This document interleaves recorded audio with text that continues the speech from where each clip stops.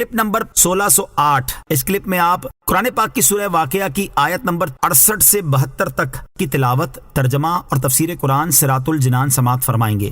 بسم اللہ الرحمن الرحیم۔ ترجمہ، اللہ کے نام سے شروع جو نہایت مہربان رحمت والا ہے۔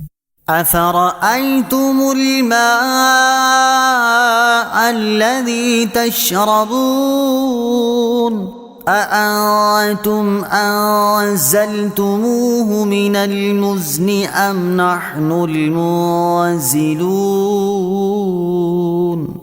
ترجمہ، تو بھلا بتاؤ تو وہ پانی جو تم پیتے ہو کیا تم نے اسے بادل سے اتارا یا ہم ہی اتارنے والے ہیں؟ افرأیتم الماء الذی تشربون، تو بھلا بتاؤ تو وہ پانی جو تم پیتے ہو۔ تفسیر صراط الجنان میں ہے، اس آیت اور اس کے بعد والی آیت کا خلاصہ یہ ہے کہ کیا تم نے اس پانی پر غور نہیں کیا جو تم زندہ رہنے کے لیے پیتے ہو اور اس سے اپنی پیاس بجھاتے ہو؟ کیا تم نے اسے بادل سے اتارا ہے؟ ایسا ہرگز نہیں، بلکہ ہم ہی اپنی قدرت کاملہ سے اسے اتارنے والے ہیں۔ اور جب تم نے یہ جان لیا کہ ہم ہی اس پانی کو نازل کرنے والے ہیں تو صرف میری عبادت کر کے اس نعمت کا شکر ادا کیوں نہیں کرتے اور دوبارہ زندہ کرنے پر میری قدرت کا انکار کیوں کرتے ہو؟ لو نشاء جعلناه أجاجا فلولا تشکرون۔ ترجمہ، اگر ہم چاہتے تو اسے سخت کھاری کر دیتے، پھر تم کیوں شکر نہیں کرتے؟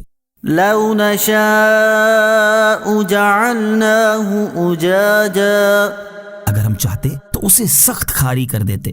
تفسیر صراط الجنان میں ہے، ارشاد فرمایا کہ اگر ہم چاہتے تو اس پانی کو سخت کھاری کر دیتے، اور ایسا ہو جاتا تو تم نہ اسے پی سکتے تھے نہ اس سے شجر کاری اور کھیتی باڑی کر سکتے تھے۔ یہ تم پر اللہ تعالیٰ کا احسان ہے کہ اس نے تمہاری معاشی بہتری، تمہارے فائدے اور پینے کے لیے میٹھا پانی نازل فرمایا، اور تمہیں نقصان سے بچانے کے لیے کھاری پانی نازل نہ فرمایا۔ تو پھر تم اللہ تعالیٰ کی نعمت اور اس کے احسان و کرم کا کیوں شکر نہیں کرتے؟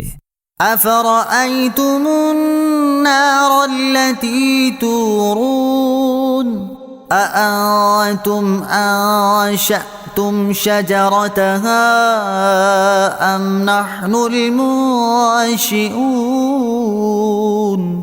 ترجمہ، تو بھلا بتاؤ تو وہ آگ جو تم روشن کرتے ہو کیا تم نے اس کا درخت پیدا کیا یا ہم ہی پیدا کرنے والے ہیں؟ افرأیتم النار التي تورون، تو بھلا بتاؤ تو وہ آگ جو تم روشن کرتے ہو۔ تفسیر صراط الجنان میں ہے، اس آیت اور اس کے بعد والی آیت کا خلاصہ یہ ہے کہ مجھے اس آگ کے بارے میں بتاؤ جو تم 2 تر لکڑیوں سے روشن کرتے ہو۔ کیا تم نے اس کا درخت پیدا کیا ہے؟ ایسا ہرگز نہیں، بلکہ ہم ہی اسے پیدا کرنے والے ہیں۔ تو جب تم نے میری قدرت کو پہچان لیا تو میرا شکر ادا کرو اور دوبارہ زندہ کرنے پر میری قدرت کا انکار نہ کرو۔ اہل عرب اس زمانے میں 2 مخصوص لکڑیوں کو ایک دوسرے سے رگڑ کر آگ جلایا کرتے تھے۔ اوپر والی لکڑی کو وہ زند اور نیچے والی لکڑی کو زندہ کہتے تھے، اور جن درختوں سے یہ لکڑیاں حاصل ہوتی انہیں مرخ اور عفار کہتے تھے۔ ایندھن حاصل کرنے کے موجودہ ذرائع اللہ تعالیٰ کی بہت بڑی نعمت ہے۔